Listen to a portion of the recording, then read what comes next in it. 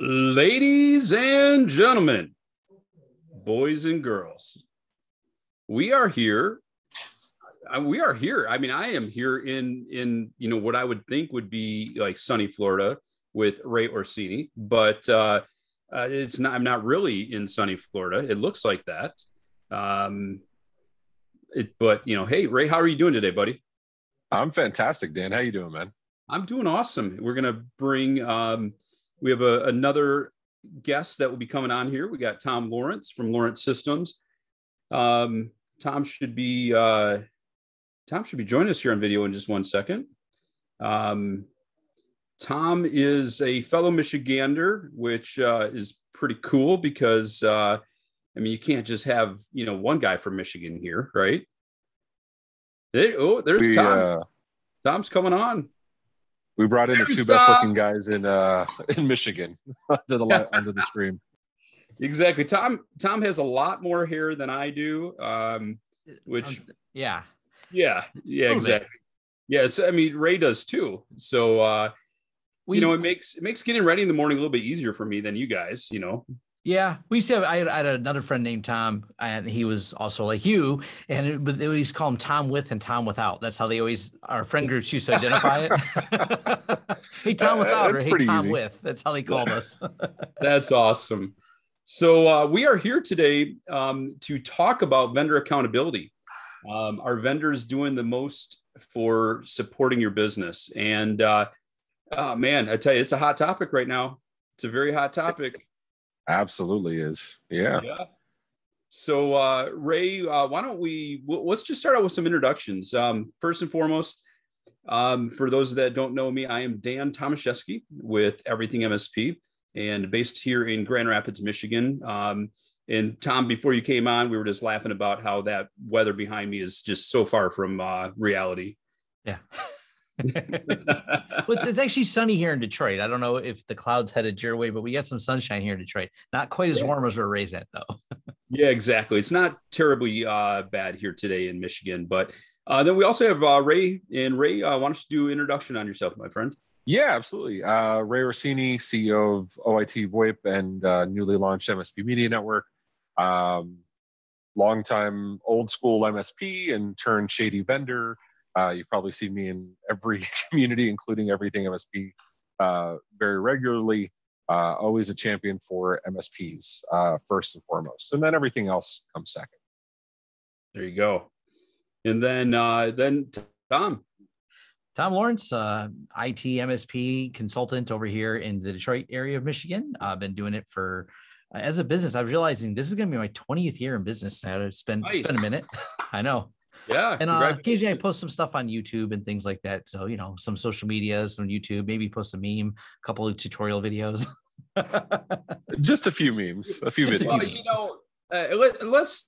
You're being a little bit modest here. Let's talk about how many followers you have and how many views, because you just recently posted that. I'm 40 million views is a lot of people watching my content. I never expected tech educational content. Most of my tech is more slanted towards tools and tech used in the IT space, in the managed service provider space.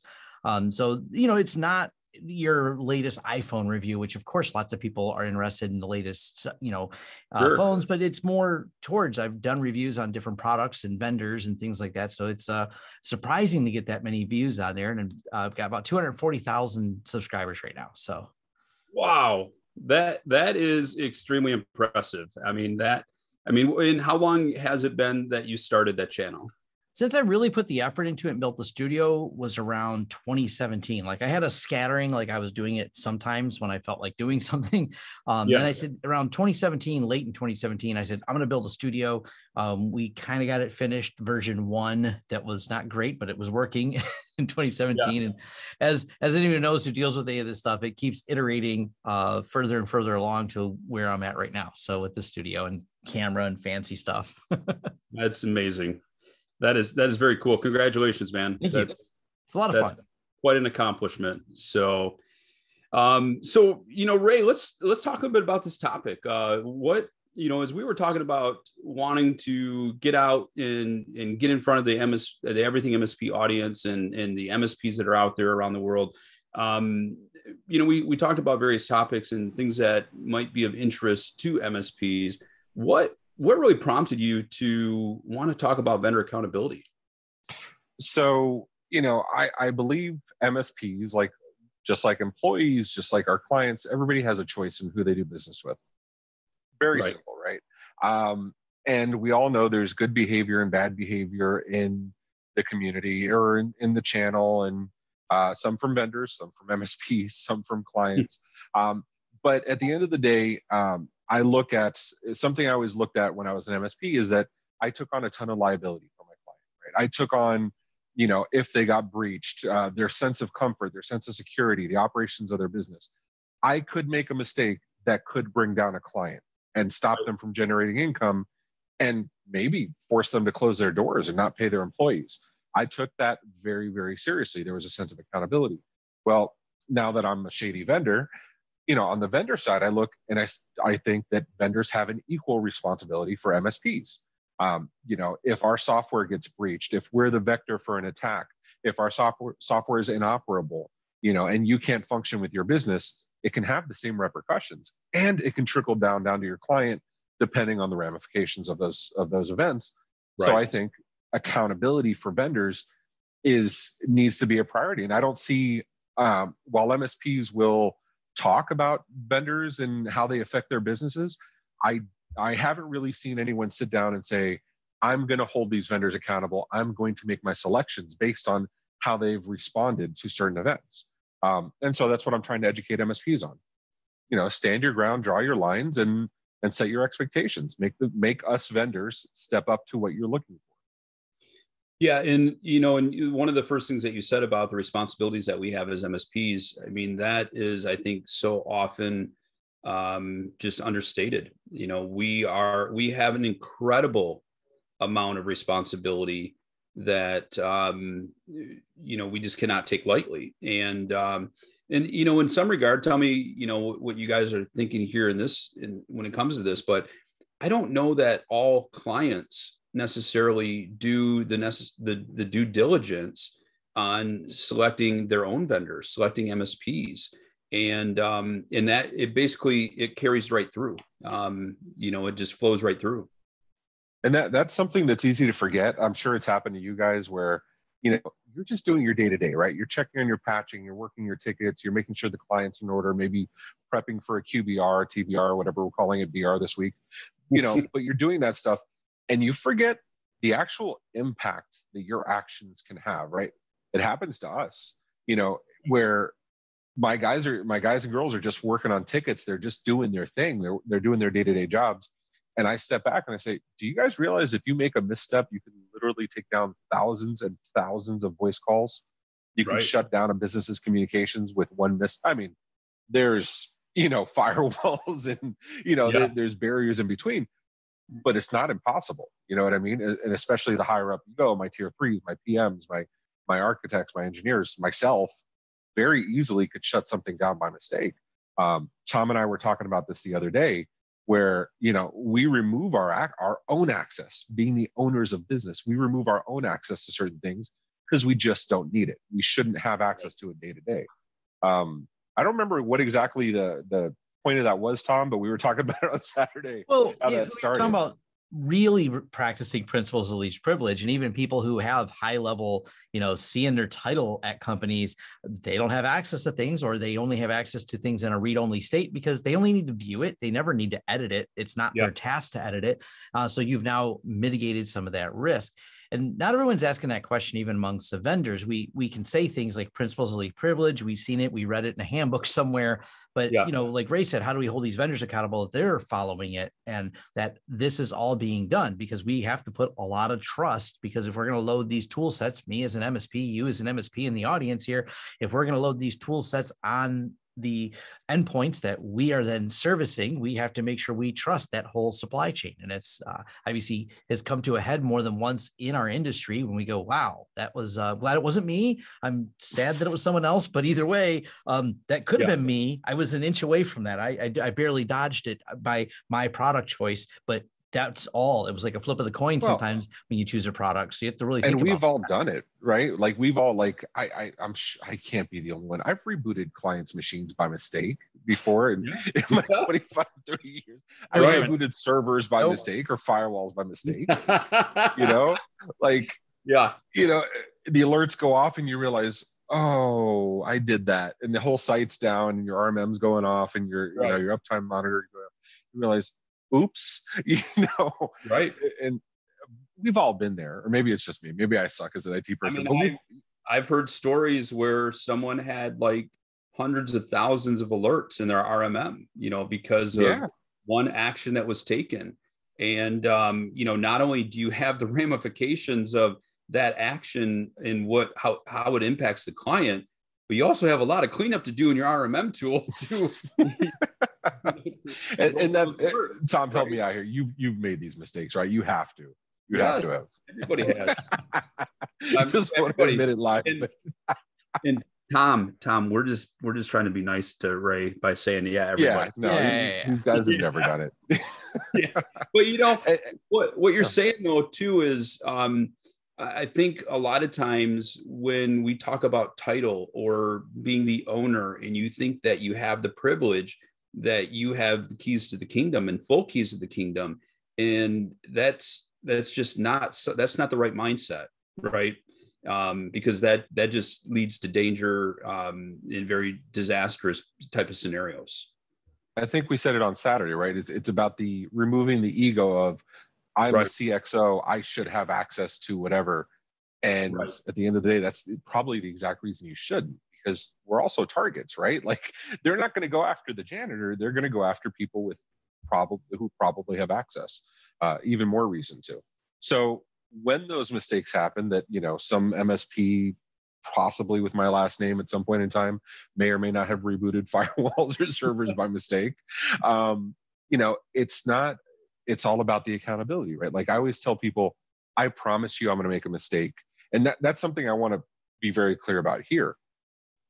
A good number of the things here we're not even doing yet. It's on our roadmap to do, but we're not perfect either. So I don't want anybody to feel like I'm calling other people out and I'm perfect. I'm not.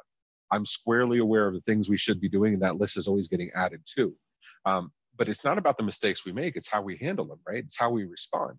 And that's how I've told every client, every MSP I've ever talked to. I tell them, look, we're going to screw up at some point. It's going to happen. We're going to do our absolute best to not do it, but it's going to happen. It's just too many human pieces, too many, you know, opportunities for something to happen. I promise you, we will do our level best to get you back to good, and we will tell you what went wrong, and we will tell you, you know, how we're going to prevent that going forward, because it's always about forward progress. And that's the kind of thing I'm expecting here, right? That's the kind of thing I'm trying to teach the MSPs. You know, set the expectations. Not that the vendors are going to be infallible, they're not, but there's a difference between we've had daily outages, you know, for the last week and a half, and 2 really bad RCAs, and there's another thing of, hey, if something's going on, you can expect updates every X minutes or every X hours with the next response, you know, at this time with an RCA after resolution. And I'll use ourselves as an example. When we have major incident policies, we call them major incidents because there's not always outages. But, you know, when we have a major incident, we guarantee we're going to be responding every 30 minutes via certain channels that are documented. And within 48 hours of the event clearance, we're going to have a major incident report, formerly known as RFO, posted publicly so that our MSPs can go back and look. And I don't think that's unreasonable for any vendor. Right. If I can do that with, you know, sub 50 employees, these vendors with thousands of employees are absolutely capable of doing these things. So that's what I want to teach MSPs to do. Yeah. And I think a lot of it starts with MSPs, before you choose a vendor, asking some of the questions when you start the engagement with the vendor, asking them how they handle security. How's their policy look for when they handle outages? They happen. We can accept that.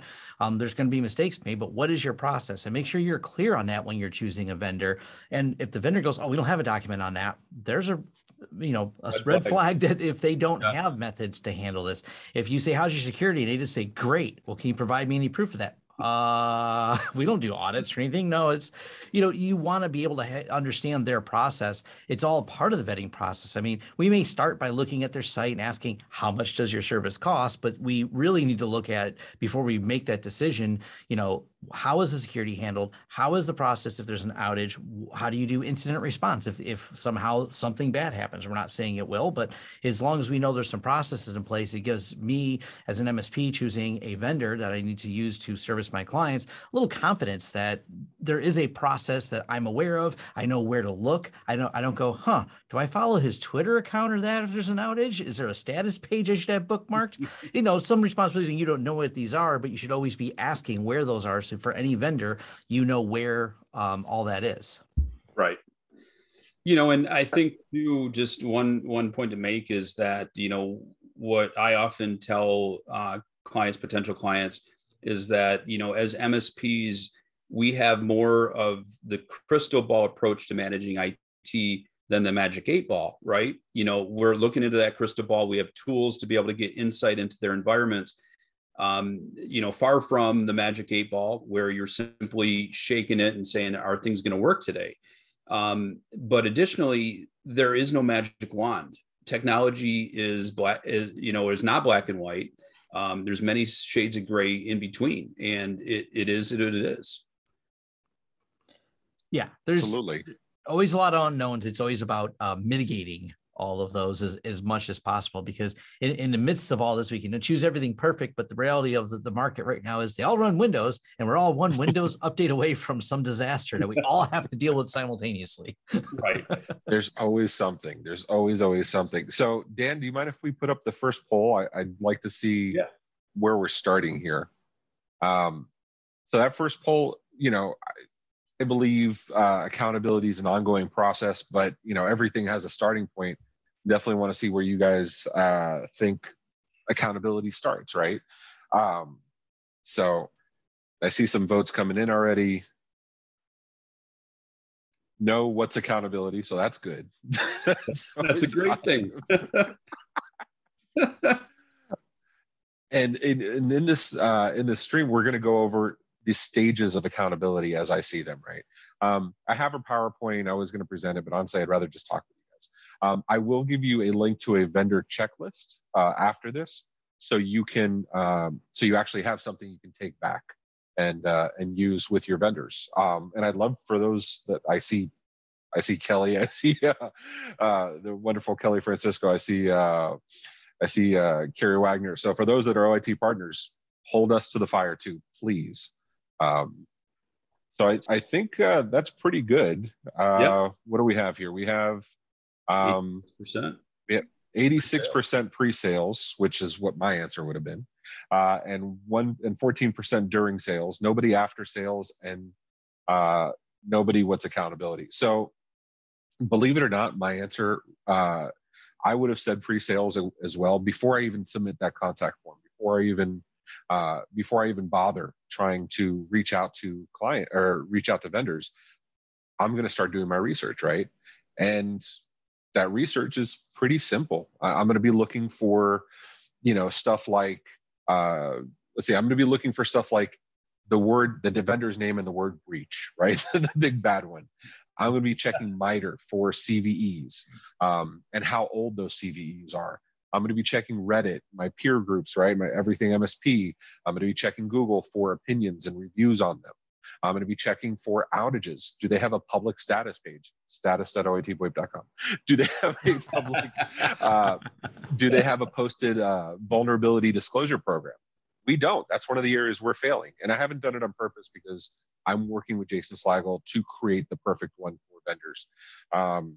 But, do they have a security.txt? Do they have a bug bounty program?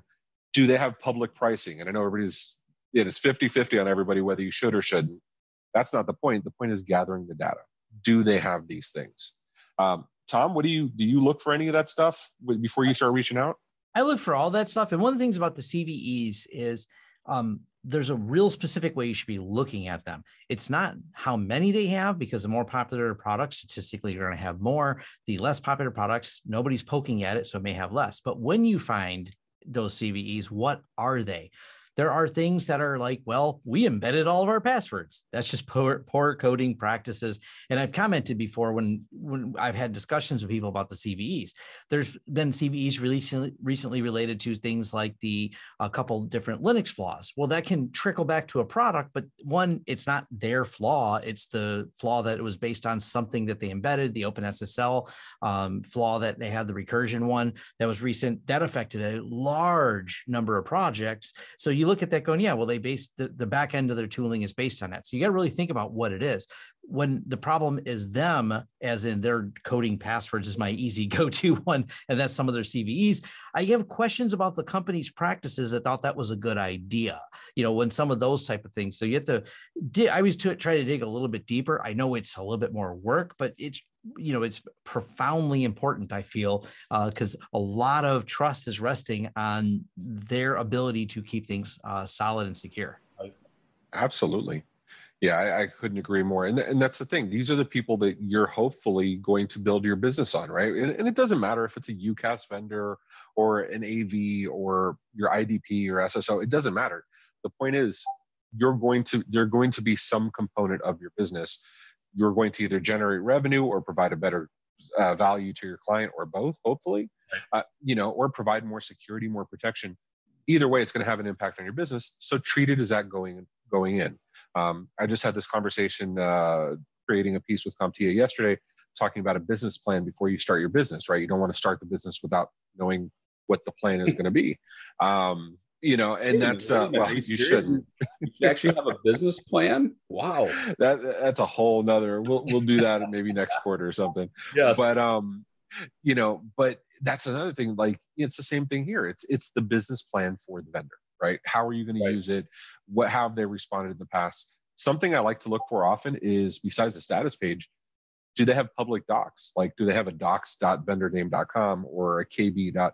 Because I like to look through the quality of that documentation. What was the last time it was updated? What was, is it, if they're saying how to work with certain firewalls, is it going back far enough? Is it current generation firewall? Whatever it happens to be. But check the quality of the documentation, because we've all had support send us back to RTFM, right? Send us back to the docs. Well, let's look at the quality of those docs, make sure they're valid. And that's the pre-sale stage. Yeah, and also in that pre-sale stage too is, so on my way to the office this morning, I received 2 vendor calls. And one of them, it was actually a vendor that, first and foremost, that we've already and have been doing business with. And they were calling me as if, it was a first time call, saying that, hey, we saw you at a booth last year. And, I had to make this rep know that we already do business, and we haven't done business in a while because of a variety of issues. And, he apologized and said, oh, I'm sorry to hear that you ran into those issues. So maybe I'll give you a call back in a few months. And, and he never asked a question about what issues are you having. He basically just said, hey, I'll give you a call back in a few months, and, maybe things will clear up. And that was it. That was the end of the call. And, let's face it, that if the person that's calling you to sell you is not going to ask questions, if you are indicating that you've used them and have problems, that's a huge problem right there, right? That's a massive problem. And that I get, they outsource a lot, right? Like, we all know a lot of these vendors outsource their callers and their account managers and whatever. And that's fine, but there's no reason part of the training can't be, I'm really sorry to hear that. Let me look into it. Can you tell me what's going on? And let me get the right person to call you back today. Give an expectation of timeline. I don't see a problem with that. They just don't, Right. Yeah, they should learn the objections. It's one more line on the script. All right. They said no, but why? And figure that out and give the feedback back. These are the objections. These are the problems with the product.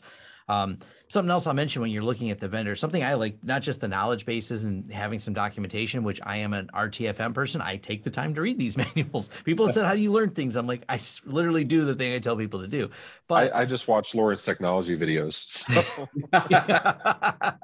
Exactly. But the video topic is a good one, because I was looking at a product and I actually found it hard to find some videos on it. And I'm like, it's so low hanging fruit for vendors to not force me into one of your sales funnel systems to let me watch a video. Like, just embed a couple I don't care if it's Vimeo or YouTube or whatever you want to do, embed a couple videos on there so I can at least look at the product.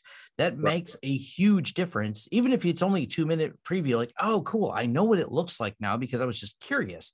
I think that goes a long way. And this particular vendor I was looking up this morning, I'm like, why did I have to dig in Google for their YouTube channel? There's no links embedded, there's no embedded in their knowledge base.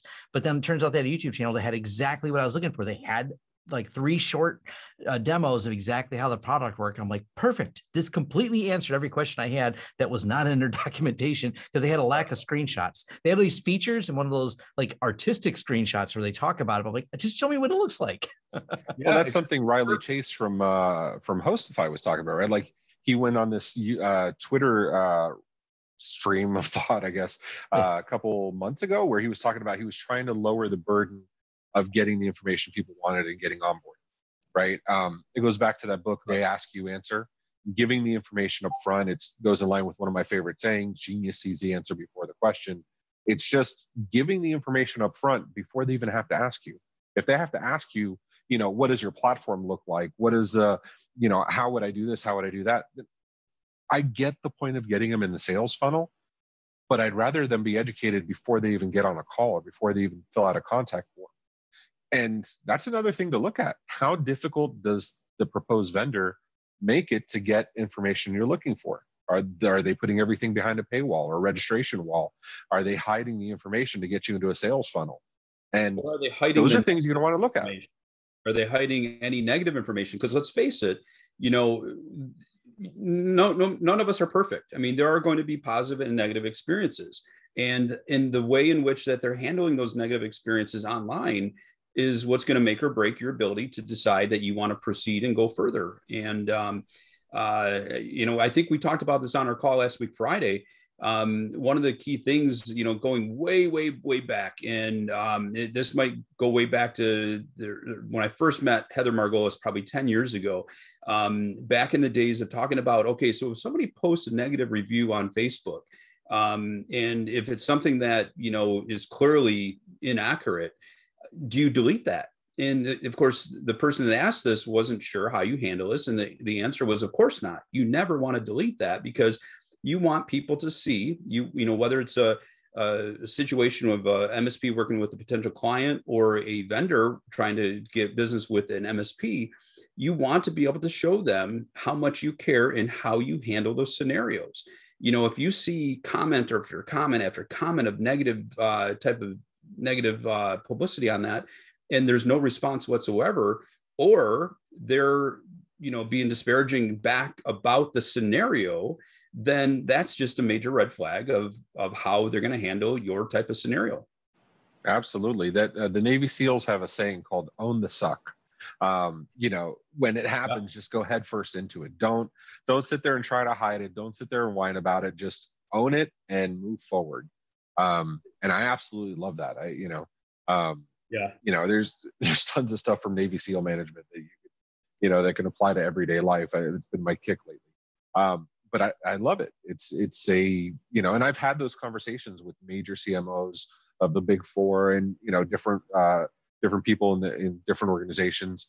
And some people do a really good job at it, right? Like we'll call out something stupid. And I want to use real world examples and we're not going to name shame here. That's not the goal. But we'll use real world examples to talk about, how things were done, how they could have maybe been done better, what was done greatly, right? Like on the negative side, actually, I will name shame because I know they're not general in the MSP space specifically. Okta, right? The Okta breach. They're not a sponsor, so we can talk about them. We can talk about, but seriously though, like I have a major problem with how they responded because they knew of stuff going on back as far as January 21st of this year, and they put it off on their subcontractor. And this is a multi-billion-dollar organization servicing like 97% of the Fortune 500, and they have literally millions of customers. Enterprises all the way to SMB, they knew stuff was going on. They knew access was obtained. They put it off on the third-party contractor to review it, so they say, and they didn't say anything until it came out in March. And that doesn't make sense to me. And then they were lying about, and I'm going to say lying because has been proven over and over again. They were lying about how much access. They were lying about what what was actually obtained. And I can say that because the snot-nosed kids, whatever, 16 to 21-year-olds that were arrested, every time Okta said we didn't do that, they didn't have access to this, it was only a handful of customers. Lapsus put something back on Twitter, here's our proof, and right. it just called them out immediately. That's bad behavior, right? Let me call out good behavior. Huntress, which, crowd favorite, right? We all love Huntress. Huntress, they left RDP open on one of their dev servers. Knuckleheaded thing. They left it with a default password, right? Or no, they didn't have RDP open, but it had default password, of like password, some BS. Only affected them internally. Nobody got breached. Nothing happened. They still did a full write-up on we suck, we know it, and this is what we did. Right. And you know what I mean? And nobody would have found out otherwise. It's that if right. nobody knows, should I really tell you? And certain vendors just come to light and say, hey, look, we suck. We know it. We want you to know. And that's why I like those RFOs. That's why I like the major incident reports. Because every time you have an incident, how many times have you heard from a vendor, oh, it's only affecting a small subset of our customers in certain regions of the country? Yeah, okay. But it's always you, right? It's always you're affected. But if you're sitting there and saying, okay, well, I'm going to put out a major incident report regardless of if it was, 14 customers in northeastern Maine, if I'm going to put it out regardless so everybody's aware of it, that level of transparency, I think, is something that should be applauded. And that is something that we have. So the next stage, go ahead, Tom. I would say it's such a problem in our industry too. It's like any big event, we always hope that Mandiant gets involved because they're one of the few companies that are like, we're going to lay it all out here. It's going to be candid.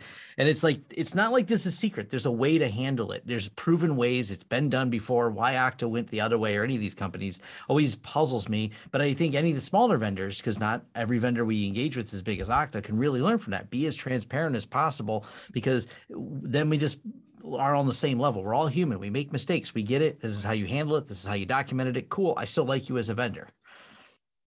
Yeah, I mean, we're gonna make mistakes. I mean, it's not like I'm brilliant and I'm smart and I came up with all these ideas myself. It's just looking at everybody else and looking at how they did and saying, okay, well, I can do this better, or I can learn from that. And you move forward. Or you say the blame game, the whole blame game thing just makes yourself look bad.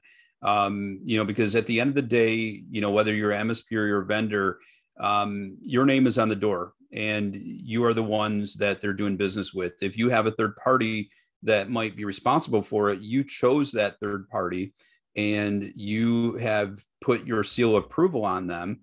And so you have to take the ownership of it. Now, that doesn't mean that third party can't make mistakes, because again, we're all human. We're all going to make mistakes, but it's that owning, that's taking of ownership, regardless of whose responsibility it is. And I think quite often we want to jump right into it. Wasn't me. It wasn't me. It wasn't me. And that old Shaggy song. Yeah. Right. Wasn't me. And that's the thing though. Like when my staff screws up, I tell them all the time, like, you didn't screw up. We screwed up. When you have a win, we have a win. When I have a win, we have a win. Which is why, I have a public scheduling link, and I'm happy to jump in on any call with anybody. If they feel something was handled poorly or something was handled great, I'll own it. It doesn't matter if I did it or not. I hate apologizing for stuff I didn't do. I'm sorry. That I did. But I hate apologizing for stuff I didn't do. But at the end of the day, it's my company. I have to take ownership of it. And all of our leadership are taught that way too. And that's something to look for, right? Like when stuff happens, because you can Google any vendor and stuff happens, how did they respond? How did they finger point, right? Did they say it was their vendor that exported a list of passwords into an Excel sheet or a CSV and, they had access? Or, did they say, hey, we screwed up, nobody knew about it, but we posted publicly? So that's pre-sales. Then you get into the sales stage, right? You filled out that contact form, you found the vendors you want to talk to, but what do you do at that point? Well, I've yet to see that pre-sale stage where I get all the answers I want. Almost always, I don't have them. But you are never going to get anybody more committed to your company than during your sales stage. I hate to say it, but that's true for vendors all over. Those salespeople are hungry and they're eager and they're passionate and they will bend over backwards. I can tell you from the executive level, I get my salespeople calling all the time like, hey, can we give free toasters for sales? Or can we do these off the wall, crazy ideas? And I'm like, No, yes, maybe, I don't know, but I guarantee you the sales team will go to bat for you. That's when you need to ask these questions. Hey, where's your BDP? Hey, can I have access to your documentation platform? Can you show me your status pages? Don't just say, okay, they didn't have it. Make sales come back to you with the answer to these things. I guarantee you they'll get access to the CTO or the CISO or whoever's handling these matters, and they'll get the answers you're looking for. And if they don't, there's your red flag. You don't need to move forward. It's not a big deal. But other stuff that we never ask, and we should, contract dates, right? What is the contract term? Does it auto renew? Is there a notice for auto renewal? Are there price increases built into it? Or, you know, and it's not everybody's going to have an answer to it, but you want to know these things, right? I had one PSA vendor that had a price increase up to 15% every year. They wouldn't tell me what the actual increase was going to be. And they went 5 years without any increases. And then they tried to do like 10% one year. And that's when I moved to somewhere else. Do they auto renew? Do they auto renew for the same term as your original, right? Do they go from 1 year to 5 year, or 1 year to 1 year, 1 year to month? Our own contracts go 2 year and then month to month after that. Do they have onboarding fees? What does the onboarding fee actually do? What does the onboarding look like? SLAs and SLOs, right? Okay, so maybe they don't have an SLA that's financially backed. Preferably they do, but maybe they don't. But do they at least have service level objectives? Do they say, okay, we're going to try to respond in average cases in under 2 hours, under 4 hours, whatever. Setting the expectations up front, those are big deals, right? What's the cancellation window? What's your cause for, what are acceptable causes for breach? If you want to offboard and remove your data from them so you can go somewhere else. I can use this example. I used to use LastPass, and for my password manager, I used LastPass Enterprise for years. I did RoboForm before that, and then LastPass Enterprise. It was great. Then I went to another vendor, and of course, the new vendor had an import from LastPass. Fantastic! It was awesome. It was just one to the other, super easy. Now you switched to yellow Post-it note, right? Yeah, of course. It's super easy. It's there's an API for it. It prints out the Post-it notes. Actually, Tom, next time we're at an event, we should do that. We should have a password manager that's just a laser printer with Post-it notes. Yes, absolutely. Exactly. So I was able to import and ingest into the vendor super easy. And onboarding is a major component of vendor selection. But when I had frustrations with the vendor about a year later, and I wanted to move to and I considered moving to something else, you better believe there was no export strategy that was automated into the next thing. I've used password managers for 15 years. I have thousands and thousands of records in my password manager. Right. So, and LastPass did import from RoboForm. So I have everything going back for forever. You can't imagine how many passwords I have for 10.10.10.10. So, so stuff like that. But ask them what offboarding looks like. Why can't you ask that? Why? It's not that you're looking to get out of it, but it's that you're looking to prepare and document these things. Put them in your CRM, put them in your PSA. I used to make configurations for all my vendors and put in there, this is my cancellation term. It's 60 days from this date that I need to do whatever. And I'd put all that stuff in my PSA so that I had, and I'd put the annual alerts and whatever it was, excuse me. And I'd put all that so that I had a reminder that the term was coming up, whether they emailed me or not. So when I had to cancel that PSA, I knew before they did, keep copies of your contracts. I knew before they were emailing me. I didn't have to email them cancellation and say, when can I cancel? I said, as per the terms on this agreement here attached, I'm giving your 60-day notice. Here's these dates. This is my final date. I gave them all up front so they couldn't argue with me back and forth. Versus those vendors that are like, no, I think you're on auto renewal, and then take 6 months to give you a copy of your contract. That's a real thing, by the way. I hate to say it, but I won't say who, but maybe if you buy me a drink. when you're asking these questions about various scenarios, don't just let it be surface level. Get granular about it, because you might ask about the offboarding process and the ability to be able to export your information, but maybe it's being exported to something that you can absolutely do nothing with. So, if you just assume, you make assumptions, then it's on you. It's your responsibility then, because, the vendors might just, to answer the question, say, oh yeah, we've got it. We've got the ability to export. And if you just leave it at that, then you can't complain about that after the fact when you're going to actually go through that exporting process when you're offboarding. Yeah, I can't say how many times I've seen that on Reddit. You know, they're holding me to a contract I signed and I didn't realize the terms because I didn't read it. Right. I'm sorry. I'm not going to cry for you. I'm really not. Like, you know what I mean? It is what it is. I've always liked in Google's an example of one, they call it Google Takeout. They have what they refer to as an entire data liberation policy. So you can get anything that you've put into these systems and these platforms back out of them. So it's something I think a lot about, and it's obviously a real challenge with so many businesses always focusing on that software as a service delivery model. And then part of it is locking you in for the reasons of making it difficult to change. You know, they put this really high change cost. It just has to be something you factor in when you're looking at these, is that portability. How could I move to a different platform? How could I use a script to move it to another platform? Because, you know, when you're switching RMM tools, that can be a fun one, using the current RM tool to deploy the next RMM tool. That's so easy, right? That's awesome. Tom or Dan, maybe you remember, Google also has, I can't remember, it's google.com/sub something. And it goes back to what Dan was talking about. It's the vendors the vendor uses, right? Like we talk about SBOM, software bill of materials, but also somebody's going to correct me in the chat. It's google.com/sub something, which is basically the vendors that also have access to your data. And Google's transparent about that. Another one in our space that actually is phenomenal about it, Adigy, the Mac management software.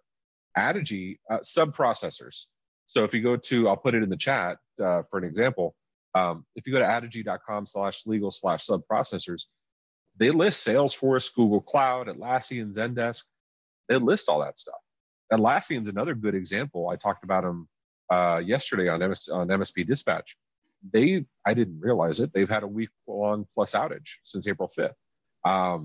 You know, but they've been talking publicly over and over about it. They've been posting frequent updates. They've been, you know, they even have how many engineers they have working on the problem. You know, Adigy is phenomenal. Jason Detbarn, great guys, great team over there at Adigy, and they're Miami natives. You know, but Atlassian did a phenomenal job of and they're still having an outage right now, but they've done an excellent job at communicating. That's something I want to bring up too. You know, those expectations. Own the suck. Yeah. Absolutely. They said it's going to be 2 more weeks for this outage is over. I'm glad they said that rather than someone wanted to say, can we just keep telling them tomorrow for the next 2 weeks? Like that was I'm positive someone threw that option out there and someone said, no, we're going to tell them it's not going to be done for 2 weeks. That's a hard thing to say. It is a hard thing to say, right? And that's just owning the suck. You know, and the other thing too is, you know, when we're looking at the reviews out there, when we're talking to other MSPs, getting a good understanding of the difference between sales and operations, because, you know, salespeople are salespeople, you know, they'll sell the world. But does the sales, what's being sold, match up to what the operational performance or experience is? Do those align? And, you know, it's easy to, you know, to tell your client that, oh yeah, we can do this, we can do that. But if you can't fulfill that, then, you know, that's it, you know, just nail it shut. And just really doing a deep dive into that and speaking with your peers and getting a good understanding, you know, and it's really difficult because we all look at the reviews that are out there and, you know, you do have to take a lot of it with a grain of salt. You know, Ray, we talked about this last week, just about how people will throw anything out there just because, you know, maybe they woke up cranky that day, you know, and it really has nothing to do with that vendor, but they just want to complain. And in what they're trying to throw out there, you know, they might just be wanting to be funny. Maybe there was one sliver of, you know, what is being delivered that they weren't happy with. So they're disparaging the entire vendor over that. And so it's our responsibility to try to weed through that and really get a good understanding of, you know, is this a legitimate gripe? Because let's face it, there's a lot of legitimate gripes out there. There's a lot of reasons why, you know, you might want to stay away from a particular vendor, but then there's also a lot of great reasons that let's face it, for lack of a better term, we all love to bitch versus praise. And so there's people will not take time to praise, but they will take time to put the complaints out there. The whining will find you. You have to go search for the praise. That's right. Generally how it works.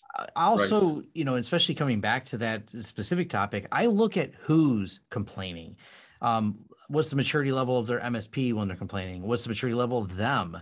You sometimes can do this easily in social media. I click on their posts, and some people, I think they're bitter about the world. I don't know. They don't seem to like anything. So you kind of have to add that into them. Also, some of the vendors I've seen, or I should say not vendors, but some of the vendors that they're complaining about, it's not a fit for them to use that tool. They're too small. They complain. I seen someone really ranting about one of the MSP tools, but they're so angry because they don't meet the minimums of 50 endpoints to get started. I'm like, you're mad for no reason, and you don't really have. You're not reviewing it at 1,000 endpoint level, so you think about the product differently. To you, it's expensive.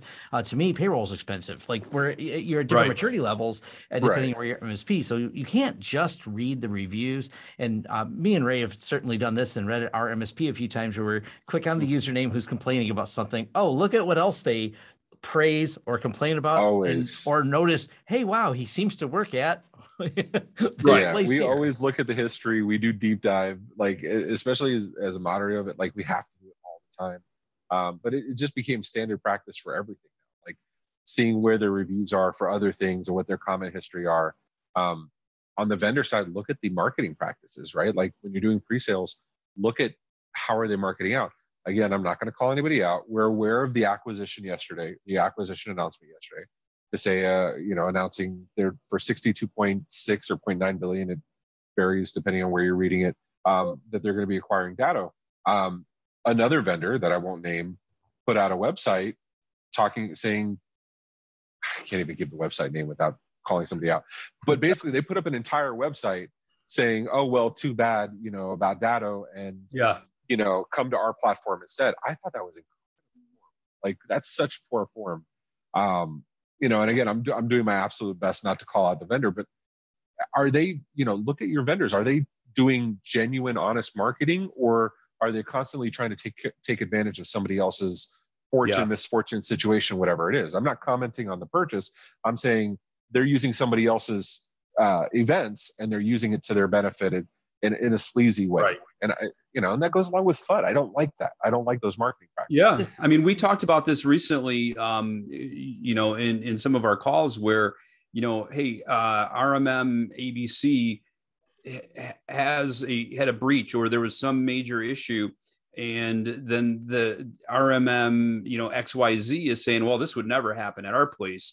But come on, let's face it, it will happen at some point. There will be some kind of issue that will put you in the spotlight, and just trying to discredit them because of their misfortune, and I hate to say it that way, because some of the misfortunes are really their own faults in some regards. Yeah. But again, it's how they're handling that is what is making a big difference. That's the thing too, right? Marketing. I'm sorry. Go ahead, Tom. No, the Vulture sales thing. I think we can't really just let it go, because there's been too many times over the years when every time there's an incident with one vendor, there's some vendor that goes, oh, if you would have used my product, wouldn't have happened. And that is just not a good sales tactic. Matter of fact, even if they had a wonderful product, there's at least a couple of vendors that their sales practices alone have maybe knock them off the list. You guys can almost give this product to me for free, and I don't want to be associated with your brand, because that's your brand image you've now put out there. Is anytime there's an incident, you just brag how you would have done better than whatever vendor I'm using. And the same thing when there's been incidents with RMM tools, the Vulture marketing from other vendors going, no, they had a breach. You ready to switch now? Because and you're like, no, that's not exactly the best way to do it. So that perception carries on. There's still opinions. Absolutely. MSPs to have of vendors because of the way their marketing tactics have worked before. And that stuff lives forever, right? Like, and that's why, like, my sales and marketing people used to drive, like, they used to hate me for this early on, until they realize, we have a way of doing things. But if you ever notice, if I get pinged on somebody asking about a 3CX or a Vonage or RingCentral, whatever other platform, I will help to the best of my ability and not try to say we're better because. those words won't come out of my mouth. It's just not the way we do things. Yeah, we may have an alternate solution. Yes, I believe in my solution. If I thought others were better, I would be offering their solution. I wouldn't have done my own. But that doesn't change somebody who's stuck in a contract. You can't really expect, because anything comes up, they're going to switch voice providers right away. So knowing that, help them out. And more often than not, they'll come back and, they'll grab you when they need you or whatever. And even if they don't, it doesn't matter. Put the good out there. The good will come back to you. And those are the kind of vendors. And of course, I'm biased, but those are the kind of vendors as an MSP I always look for. Who are the ones that are out there helping? Huntress, going back to that same well, I was one of the I think I'm one of the first 200 MSPs that ever worked with them, maybe one of the first 50 from 2016. I can tell you they've only caught a very tiny percentage of stuff on my platforms over the years, very few stuff. And most of it was pups and stuff like that. And people ask, well, okay, well, why? Why do you use them? Well, I said, well, it's real simple. I know that when something happens, I've seen them enough times help others that I know that's my insurance policy. Those are people I can rely on. Those are people that are putting good stuff out there, in the world. Why wouldn't I want to support a company like that? That's somebody I want in my stable. That's my rock star team. Why wouldn't I? And your vendors, you should look at it as that. Go ahead. And you can bring this down to the level of your own MSP. If you're out there doing an on-site assessment and learning about their environment, and they start telling you about, hey, this just happened with this particular vendor, be upfront and honest with them. If it's something that could happen, you just say, instead of jumping right in to say, oh yeah, that's ridiculous, this should never happen. And, if it is a possibility of something like that happen, say, I can see where, something like this could have happened based on the information that you're providing me. There are quite a few things that we do to try to, mitigate this from happening. And, these are the steps we take. We aren't perfect, but we're going to do everything we possibly can to do the best we can for you. And when there is a problem, we're going to do everything in our power to resolve it for you in a timely fashion. That credibility, the credibility that you get from that, instead of disparaging that vendor or that other MSP that you're up against, goes a long way with that prospective client, because then they know you're not going to turn on them, because maybe they do something wrong as the client, So are you going to turn on them and say, hey, look what you did, you caused this problem? So my mom told me long ago, never trash talk your ex. It's because at the end of the day, you're the one that picked them. So you're just as much of a dummy as anybody else. So don't talk bad, it's not, but I want to be respectful of time. I know we're 154. Dan, could you bring up that second poll? Yeah, absolutely. The second and last poll for those that's still on. I appreciate everybody that's still watching. And the second poll is, how often do you perform vendor audits, right? Like, we know security is not what you set up. It's what you continue to audit. Policies are not what you write the first time. It's how, what you continue to do. This time, that 30, some of the answers of, I don't have time for that. It's not surprising. I get it. And I'm not the guy that's sitting there telling you, you need to switch RMMs every Wednesday. You need to switch, your vendors every year. That's not me. I get there's a cost to that. But whether I switch or not is irrelevant to, do I review? Personally, quarterly is impressive. I wish I had the time. Now, McBain, formerly of Forrester, now he's moved on to another opportunity. But Jay McBain estimated that the average MSP has 15 software components in their stack. So reviewing 15, even if you stagger it quarterly, I think is impressive. Especially if you do this for clients, right? You can do it for them too. So I see here we're about 50% at yearly. I like that. That's my cadence for when I review vendors. I guess we can go ahead and share the results there. And I just want to show one real quick, or share one quick thing that you just mentioned is, you said that you're not one to say, well, just jump RMM vendors, because it's costly. And that's all the more reason why it's so critical for us to do our due diligence to make sure that we are holding vendors accountable, because we are putting a lot of time, energy, resources, et cetera, into selecting that vendor, into putting them out there in front of our clients. Again, we're putting our name on the line when we choose a vendor. And all the more reason to make sure that we are putting the time into doing these audits and making sure that what it was is still what it is now, because companies do change, organizations change. Yeah. And if they've changed completely and what they sold you on is different from a year ago, and they're not fitting that criteria that you originally scored them on, then you have to make decisions if you've given them the opportunity to correct things, just like we expect with our clients. So there's a huge cost involved in switching out an RMM vendor, a PSA vendor, any vendor, and we shouldn't take that lightly. Yeah, I mean, to put it in terms, everyday terms for MSPs, it's the difference between throwing in wiring for new construction. Tom, you have a little bit of experience with that, right? Yeah. Versus doing it after the drywall or the stucco is up. Right. It's infinitely more expensive, much harder. Yeah. So, get it right up front. And it costs you a little bit extra time. And these are things like the pre-sale stuff, the research I do, I put somebody else on that. I don't do it myself. Put a technician. It's the best time to have them learn the different tools out there. Say, we have a need for this service. Find me X amount of vendors. Let's develop our scope of requirements together. Go do the research and bring me back a list. That's the best. Get better buy-in if your employees are involved. That, by the way. Oh yeah. Right. Less likely for them to have a mutiny or something, Yeah, absolutely. So, we have here yearly about 50%. That's exactly what I do. The question is, what are we reviewing? Well, going back, and if there were any unanswered questions from the pre-sales or the sales process, they didn't have a bug bounty program. They didn't have a status page. They didn't have a roadmap, or, go back and look at, what feature requests you've submitted, in the past year. What did they do? I would also look at what their onboarding process, how did we adopt them? How are we using them, right? Because the three of us as MSPs, we've never bought a tool and then not used it for like 6 months because we're too busy to implement it, right? That's never happened. So, so look at the adoption, and go back yearly and say, okay, well, is this tool worth it? If I had to buy it again, would I? And even just going through those steps is going to get you to better adoption of your platform, because you're going to look at your tools and say, oh, I forgot I had that. Let me start, let's put a game plan together. Right.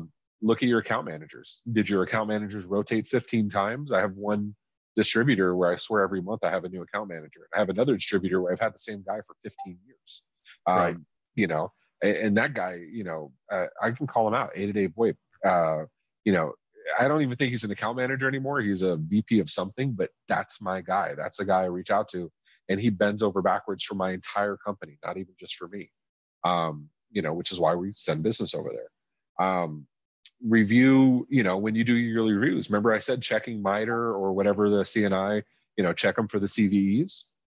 Do it again. Check them yearly. Yeah. See if there's any new ones, right? You're checking for patches. You're checking for third-party updates.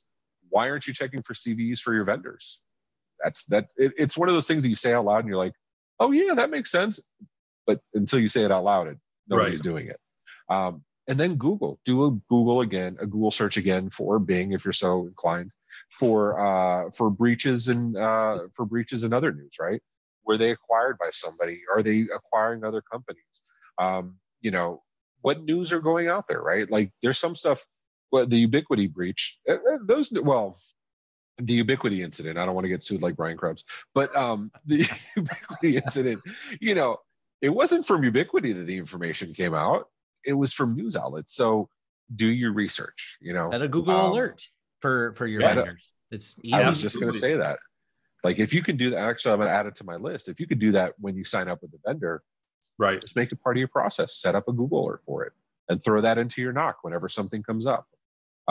Actually, I love that. I'm going to add it. So I'm going to put this in the chat. I know we just hit 2:01.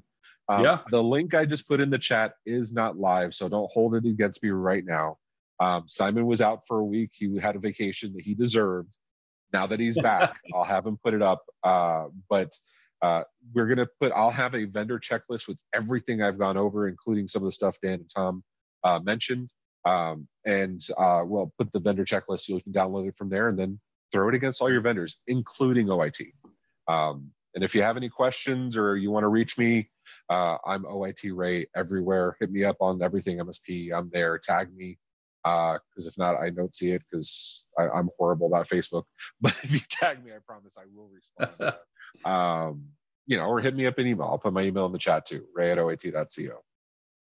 Absolutely.